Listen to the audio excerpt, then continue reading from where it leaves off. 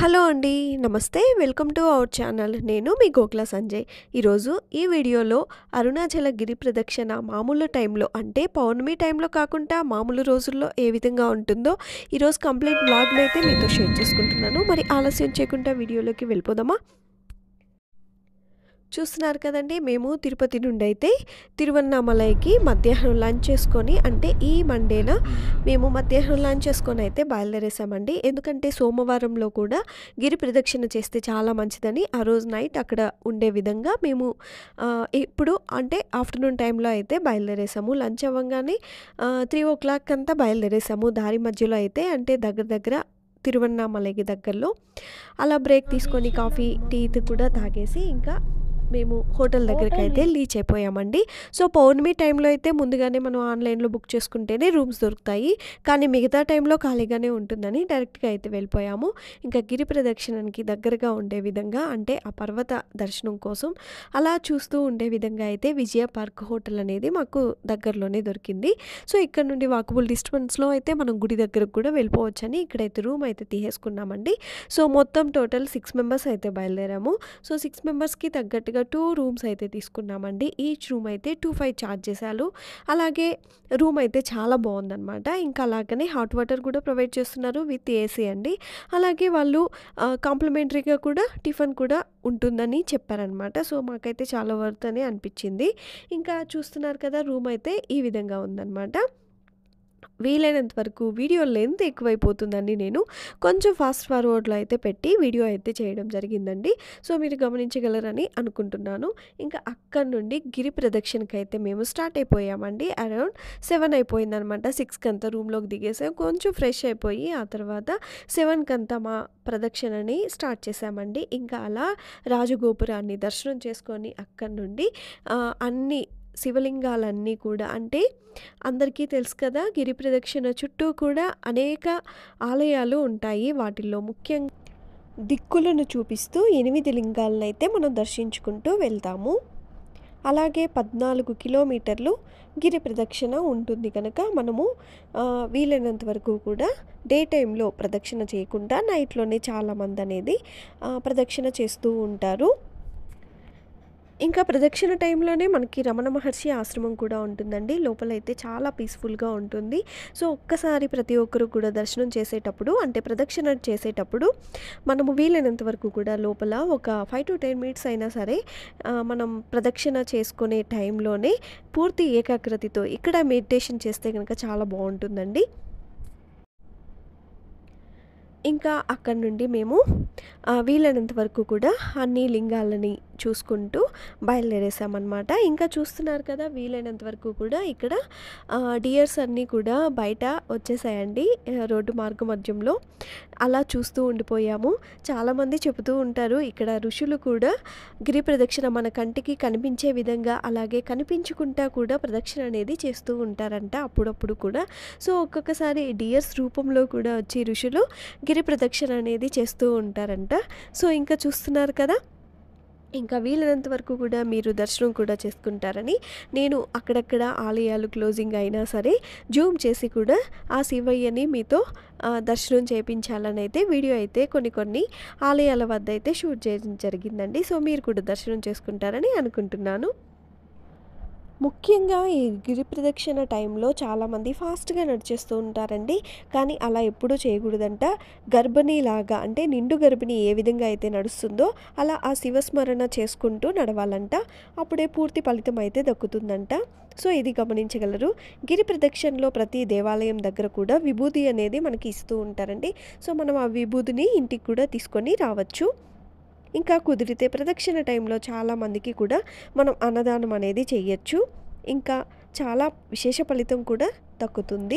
ఇంకా ముఖ్యంగా అరుణాచలంలో గిరి ప్రదక్షిణ మొదలు పెట్టడానికి ముందు తప్పనిసరిగా రాజగోపురం ముందు మనం ఏదైతే మనసులో మన కోరిక అనుకుంటూ స్వామివారిని గిరి ప్రదక్షిణ ఎటువంటి ఆటంకం లేకుండా కంప్లీట్ అవ్వాలని స్వామివారిని నమస్కరించుకొని అక్కడి నుండి అయితే మనం బయలుదేరాలి. ఇక్కడ ఏదైనా కోరిక కోరుకొని గిరి ప్రదక్షిణ గనక చేసుకొని ఆ స్వామి స్మరణ చేసుకుంటూ గనక మనం ప్రదక్షిణ కంప్లీట్ చేయగలిగితే ఖచ్చితంగా ఆ కోరిక నెరవేరుతుందని భక్తుల నమ్మకం అండి. ప్రతి ఒక్కరూ కూడా లైఫ్‌లో ఒక్కసారైనా గిరి ప్రదక్షిణ చేసి పంచభూత లింగాల్లో ఒక్కటైన అగ్నిలింగాన్ని కూడా అంటే ఆ స్వామివారిని దర్శనం చేసుకోవాలని అంటూ ఉంటారు. ఈ కొండపైన ఉన్న మహా ఔషధం ప్రభావం వలన శరీరానికి, శివస్మరణ వలన మనసుకి శివానుగ్రహం కలుగుతుందని పెద్దల నమ్మకం. గిరి ప్రదక్షిణ చాలా వరకు తార్ రోడ్డు పైనే జరుగుతుంది. ఈ మధ్య కాలంలో గిరి ప్రదక్షిణ చేయడానికి వీలుగా రోడ్డు పక్కన కాళీపాట కూడా వేశారు. ఎక్కువ మంది ఉదయం సూర్యతాపాన్ని తట్టుకోవడం వలన కనుక రాత్రిపూట లేదా తెల్లారుజామున, అంతేకాకుండా సంతానం కోసం, వివాహం కోసం గిరి ప్రదక్షిణ టైంలో అంటే ప్రదక్షిణ సమయంలో దుర్వాస మహర్షి దేవాలయం పక్కన ఒక చెట్టుకి తాడు కడతారు. ఆ తాడు అక్కడే పక్కన అమ్ముతూ ఉంటారు. ఇలా కట్టడం వలన కూడా చక్కటి ఫలితం కలుగుతుందని భక్తుల నమ్మకం.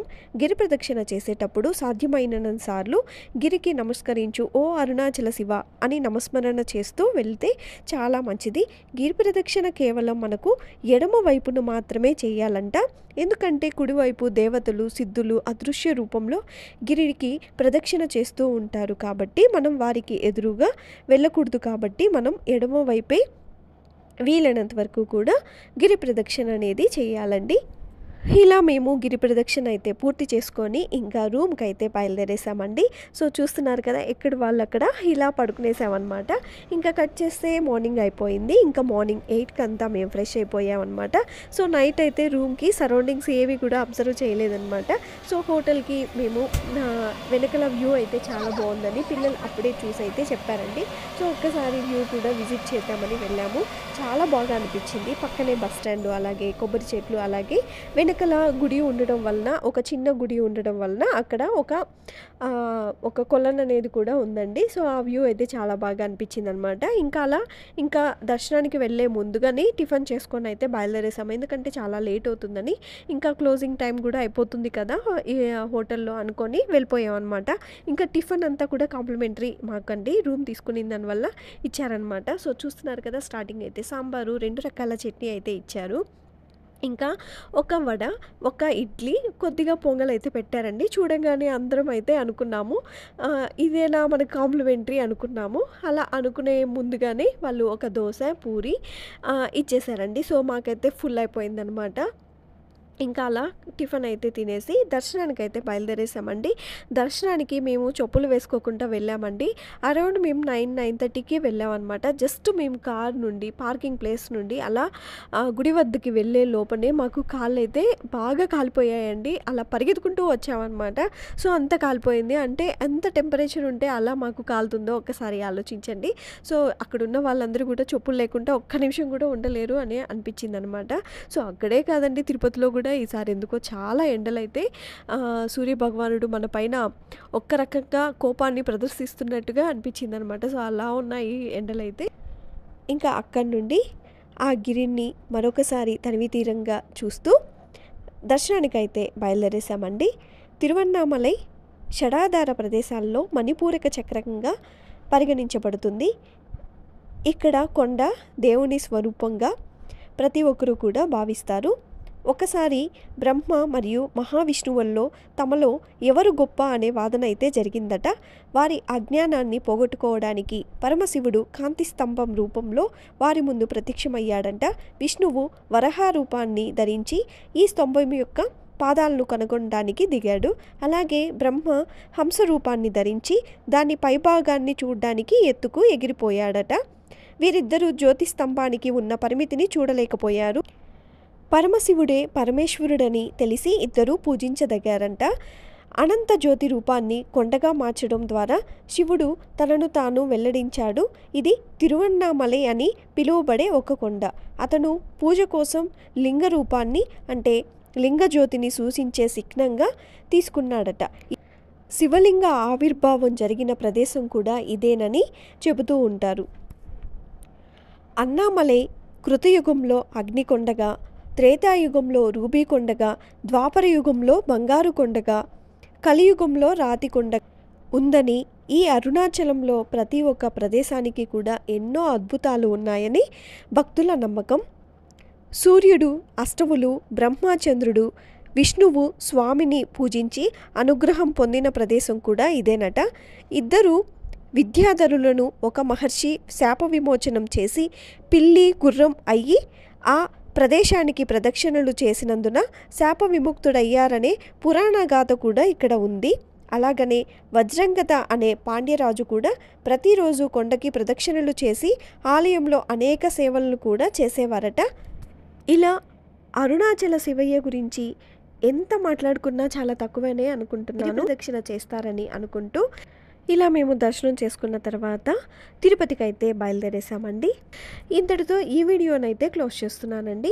ఈ వీడియో కనుక మీకు నచ్చినట్లయితే లైక్ చేసి షేర్ చేసి సబ్స్క్రైబ్ చేశారంటే, అలాగే పక్కనే ఉన్న బెల్ బటన్లో ఆల్ ఆప్షన్ కనుక క్లిక్ చేశారంటే ఇలాంటి మరెన్నో వీడియోస్ అంతా మీకు నోటిఫికేషన్లో వస్తాయండి. మరొక మంచి వీడియోలో మళ్ళీ కలుద్దాం. అంతవరకు సెలవు తీసుకుంటున్నాను.